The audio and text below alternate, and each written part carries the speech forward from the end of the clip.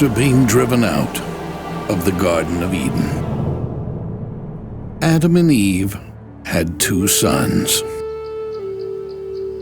The older was named Cain, and the younger Abel. As they grew to manhood, Cain worked with the ground, planting gardens and growing food, while his brother Abel cared for a herd of sheep. One day, Cain brought an offering to the Lord, a fruit that he had grown.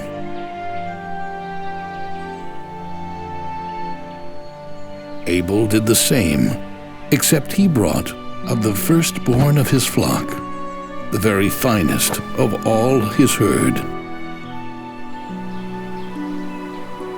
And it came to pass that the Lord God showed favor on Abel's offering, pleased that Abel had brought his very best.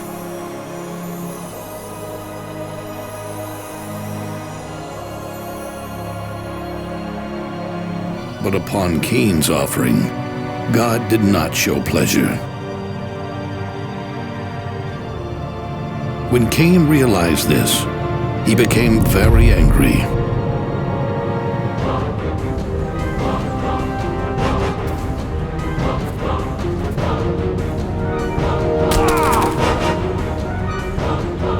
Cain, why are you so angry, and why do you look so downcast? If you do what's right, you will have peace.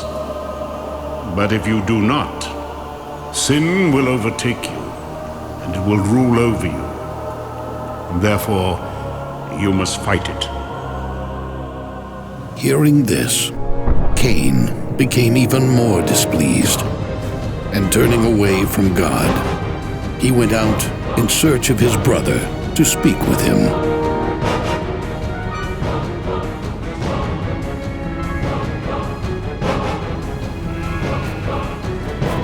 And when they were together in the field,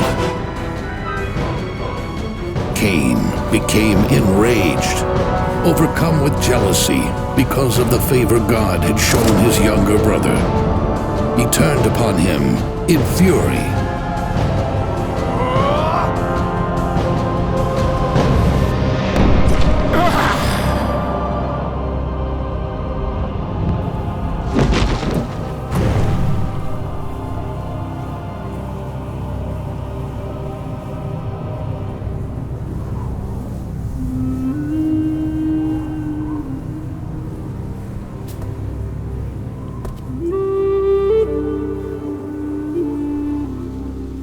It was later that day, when he nervously tilled the ground, that God called out to him.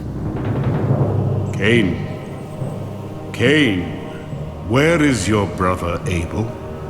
My brother? I do not know. What am I, my brother's keeper? What have you done? I hear the voice of your brother's blood crying out to me from the ground. Cain knew he was caught. Having been found guilty of killing his brother Abel, he shuddered as the Lord God proclaimed his punishment.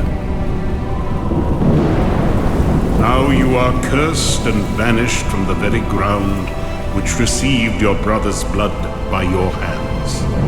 From this day forth, you work the ground, but it will not yield food. You shall roam the earth, a fugitive and a wanderer.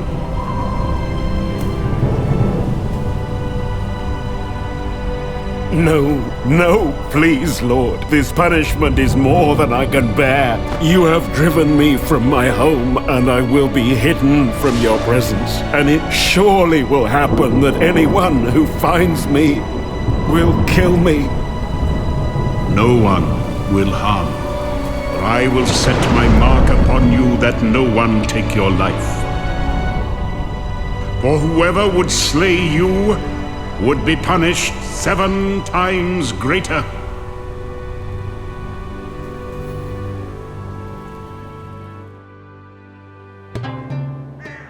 So Cain left the presence of the Lord that day.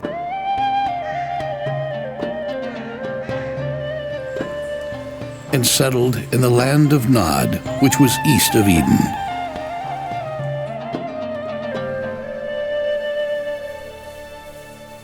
As time passed, Eve gave birth again.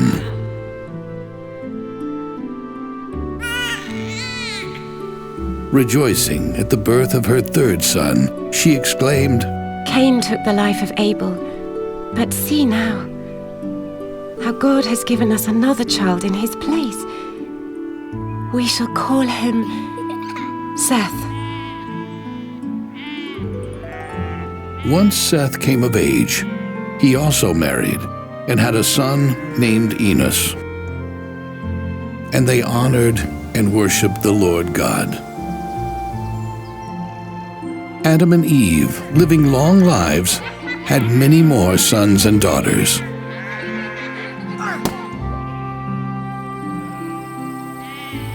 After settling in Nod, Cain also took a wife and had children. Eventually, he built a city and raised livestock. As his family grew, they learned to play musical instruments.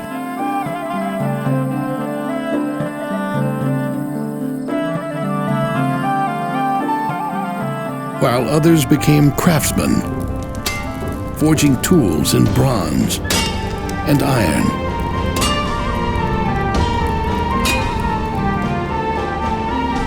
These were the early generations of mankind, which the Lord God created, and the earth was populated with their sons and daughters.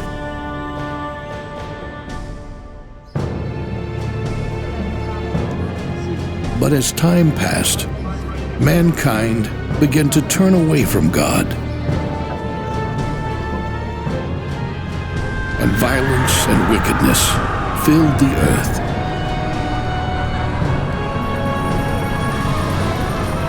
Evil became commonplace.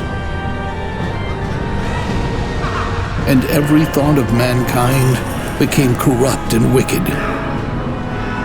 In his grief, the Lord God declared, I am sorry for what I have created, and what has become of humanity. I will destroy man, and beast, and every living thing. But among all the wicked people of the time, there was a righteous man named Noah, a direct descendant of Seth, one sole man who walked with God and found favor in his sight. And Noah had 3 sons, Shem,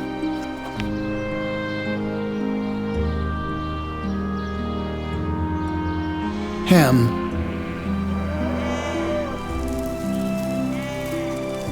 and Japheth.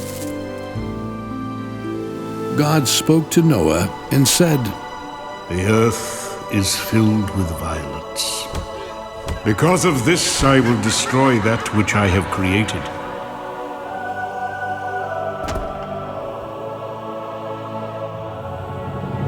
Make for yourself and your family an ark of gopher wood.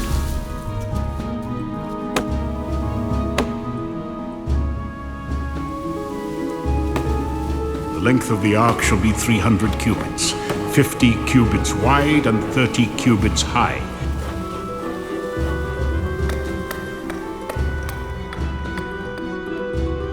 It shall contain 3 levels, and within each level you shall make rooms. At the top of the ark you will make a window, and in its side a door. Then you will cover the ark with pitch, inside and out. Behold, I myself will cause the waters to flood the earth and destroy every man and beast under heaven. Yet I will establish my promise with you. For I have seen that you are not given to wickedness like other men. You are righteous before me and those around you. You will enter the ark along with your wife, your sons, and your sons' wives, and only you shall be saved. Of every living creature you shall gather, of every kind of livestock, wild beast, and creatures that crawl, and you shall bring them into the ark. You shall take 7 of each clean animal, a male and his mate, and 2 of each of the unclean animals, a male and its mate, and you will take 7 of each kind of bird, a male and its mate, and keep them all alive with you and your family to repopulate the earth. And you shall gather enough food for your family and for all the animals. Noah did just as God asked of him. And then, when Noah was 600 years old, the ark was finally complete. It was then that God told him to enter it, along with his family.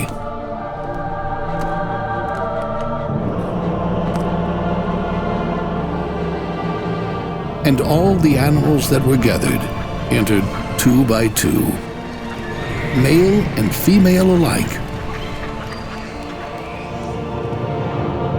And then the Lord God closed the door of the ark.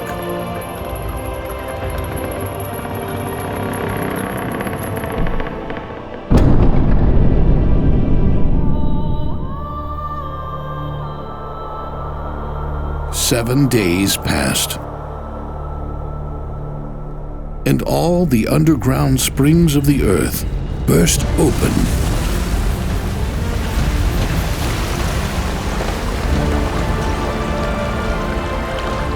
And the windows of heaven opened, and the waters began to rain down on the earth.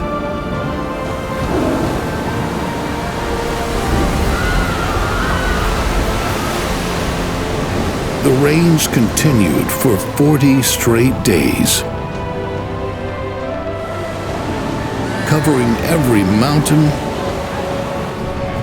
and causing every living creature to perish.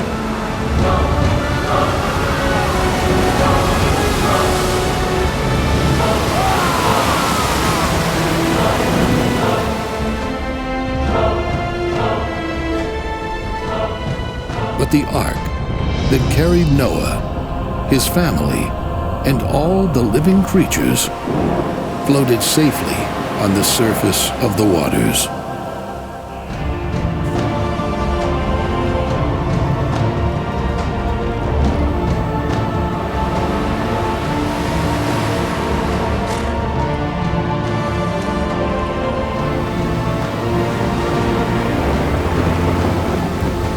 Eventually, the rain stopped, and the Lord God caused a wind to blow across the earth, and the waters began to recede.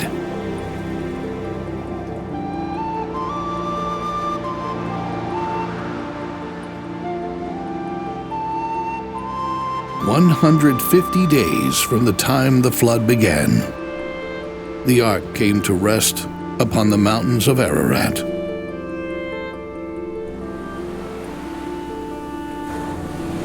The waters continued to subside, and soon other mountaintops were visible.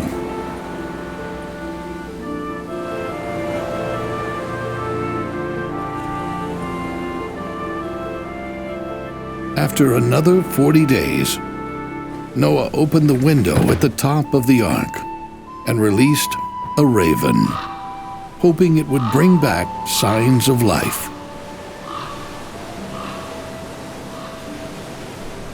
When the raven did not return, Noah sent out a dove.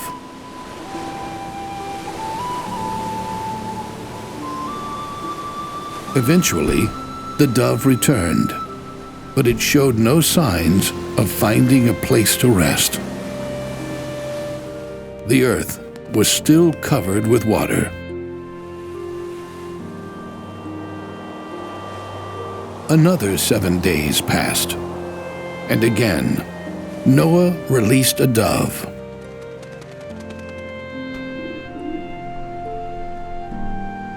This time, it returned with a freshly plucked olive branch in its beak. Noah waited 7 more days and released the dove. This time, it did not return. By this, Noah knew that the flood waters had finally receded.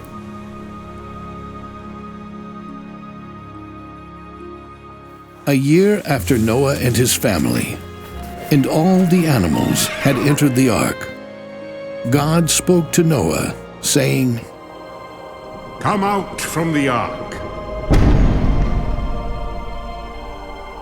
you and your wife and your sons and their wives.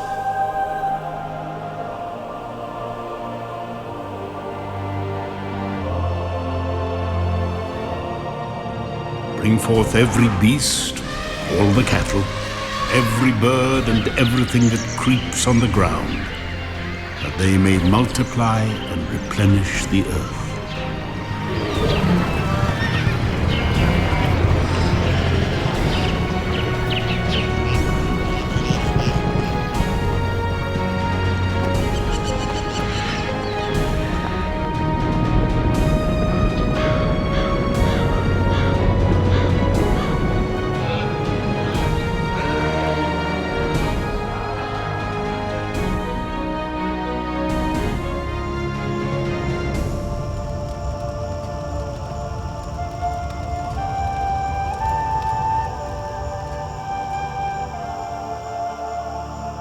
Then God blessed Noah and his sons, and instructed them to be fruitful and to multiply and fill all the earth.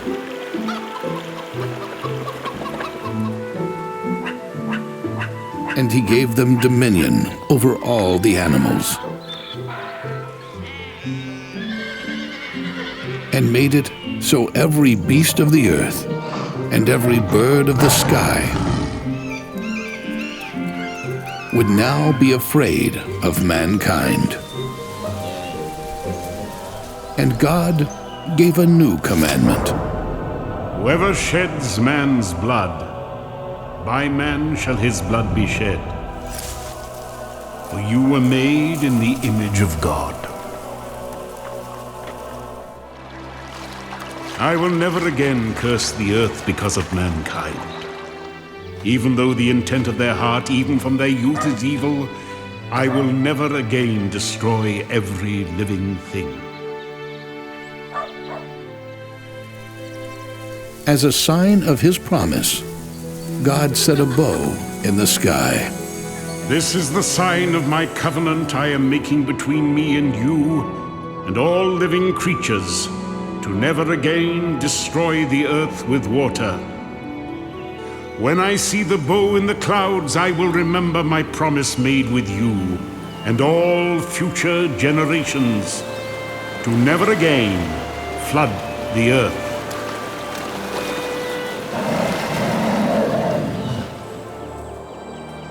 The sons of Noah, Shem, Ham, and Japheth, and their wives began to repopulate the earth.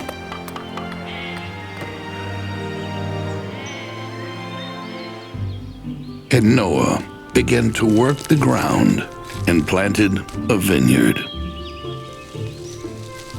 As his vineyard matured, Noah made wine from the grapes he had planted. And one day, after drinking of the wine he had made, Noah became drunk and fell asleep, naked in his tent. Noah's youngest son, Ham, looked upon his father's nakedness and proceeded to tell his two older brothers. However, Ham's brothers refused to look on their father's nakedness and walked backwards into Noah's tent with a garment to cover his naked body.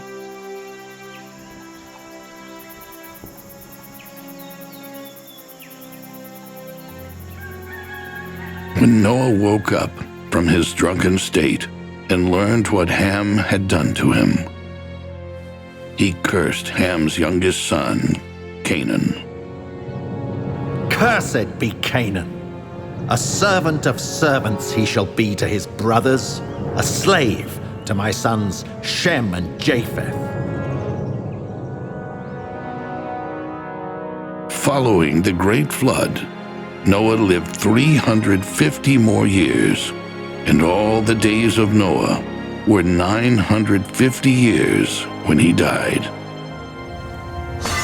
And among them was born a fierce hunter and mighty leader. His name was Nimrod, and he was the great-grandson of Noah.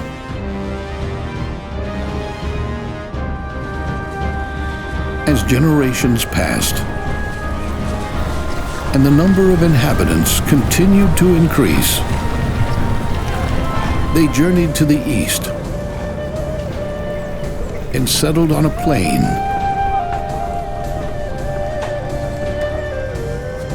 in the land of Shinar.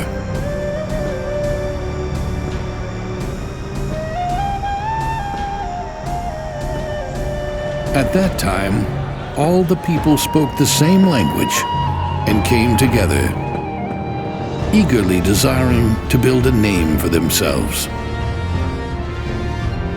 With bricks and mortar we shall build a great city. And in our city we will build a tower that will reach the heavens. We shall settle here. We shall not be scattered. This will be our home.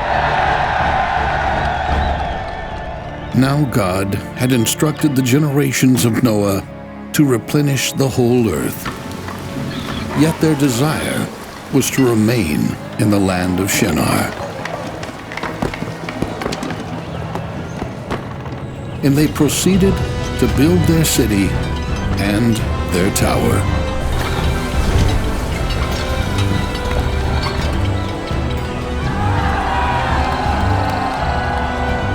Then the Lord God looked upon the plains of Shinar and said, The people of the earth are one people who all speak one language. Now they are building a great city. Let us go down, confuse their language, so they may not understand each other, and cause them to scatter all over the earth. By God's command, mankind suddenly began to speak many different languages.